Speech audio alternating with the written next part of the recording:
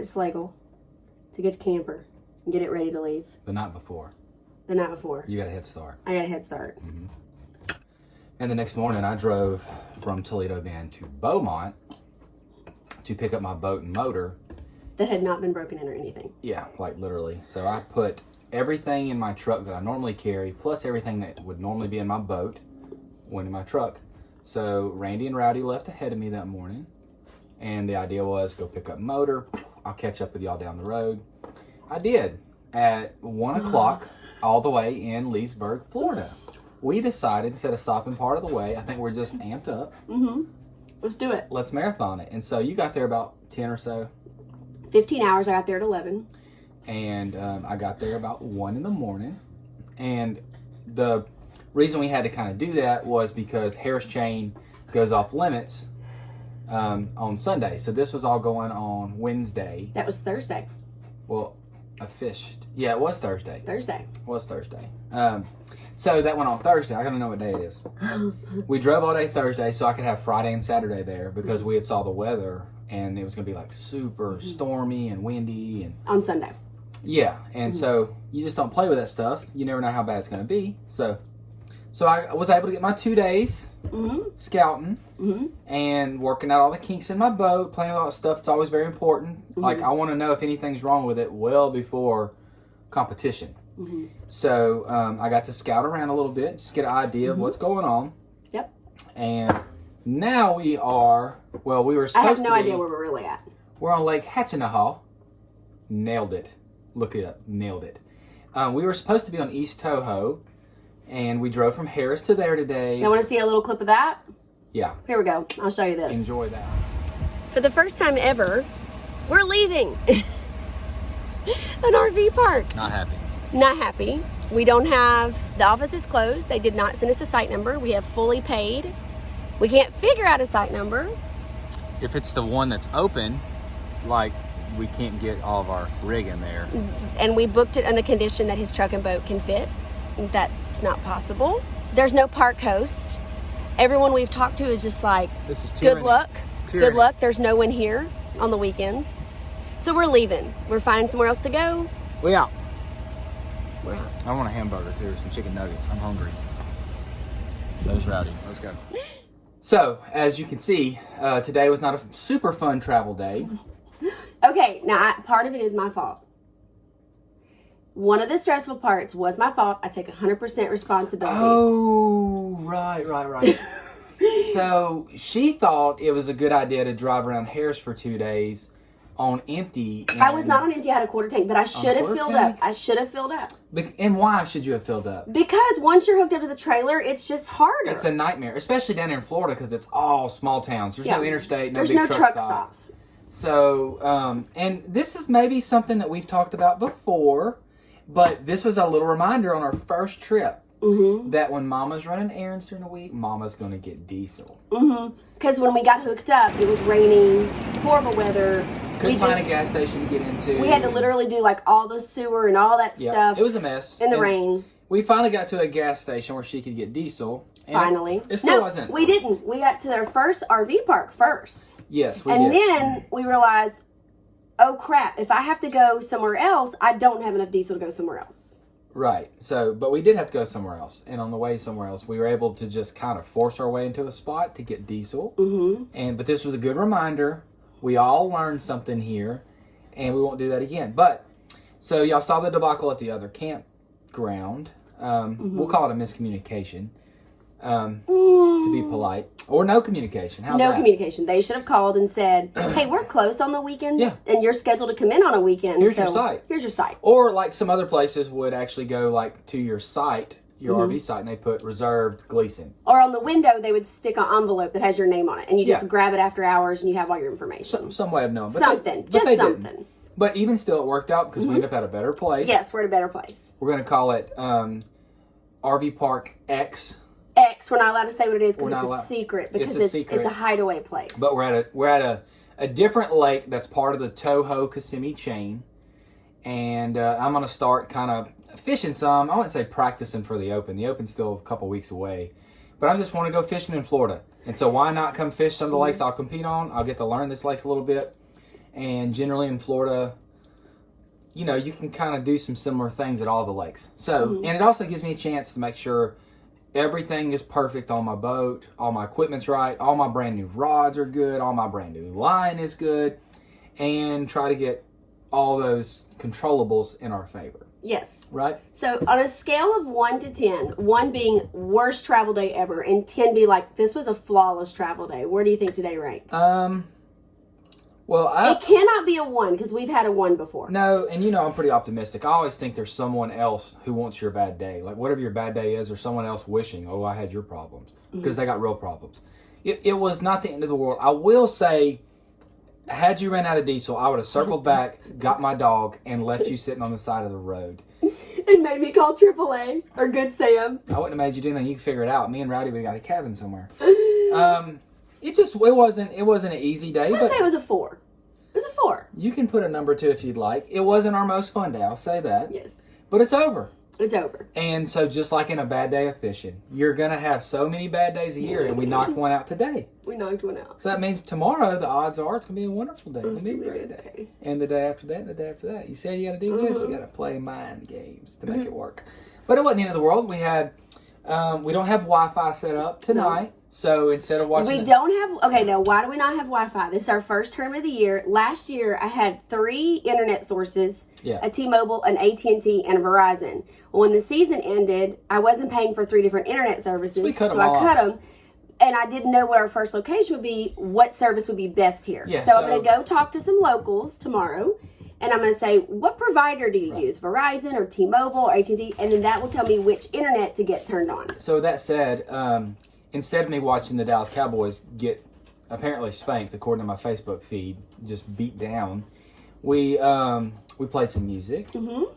We danced some. Maybe included Rowdy in the dancing because he gets irritable if he doesn't get to dance.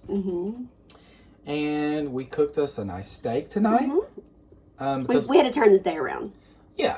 I mean, we did have gas station cheeseburger chicken sandwich. So I felt like a steak was a good way to end it. And that was another problem with today, was all that was happening during mealtime. Yeah. And you're starving. Yeah, like we left over the other place at 11. We're supposed to get to the new site at 12. It ends up we got here at 3. Yeah. So that added to it. We're a little fussy. It's like we missed nap time. We're a little fussy, a little mad. But it's over. It's over. We're here. It's over. For a week. We're here for a week. And then we'll move to our other RV park, which is going to be more on Lake Toho, closer to where the tournament is going to take out of. That's coming up in a couple weeks. Fingers crossed. It's a good one. Never been there. Had to book it from the website. We'll let you know. Might turn around and come right back here. This is a very suitable place. It's not... I'm not saying any names. It's suitable for what we're here to do. Yes. This is a... it's got a little boat ramp here. Hey, it's nice little fishing. Enough about the park. We're not RV doing park. a review. No one's reviewing. I'm saying for me, it's what we need. Yes. Nice room, nice space. It doesn't have like the greatest view. And Oh, it's not amenities. It's not all the fancy stuff. But see, I'm not worried about that. I just want to go fishing. I like concrete pads. But this is perfect. I'm just so happy. You'll make do, girl. We're not in the Walmart parking lot tonight. You'll make do. Okay, so we got our bad day out early. We got one of our bad days for the year out early. This is a marathon season. And so... Like, I'm happy we got a bad one out early. Oh, you are? Okay, good. Let's get it out early before the real fun starts. All the tournament fun and things like that. So, all right. I'm going to eat this piece of little fancy pie that you got me and probably go to bed before 8 o'clock. All right. What's your plans? Sounds great.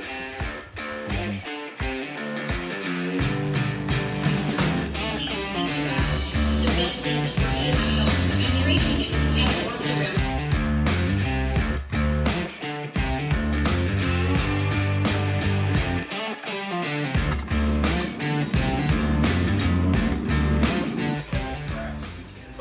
Why is your face so red? It's cold.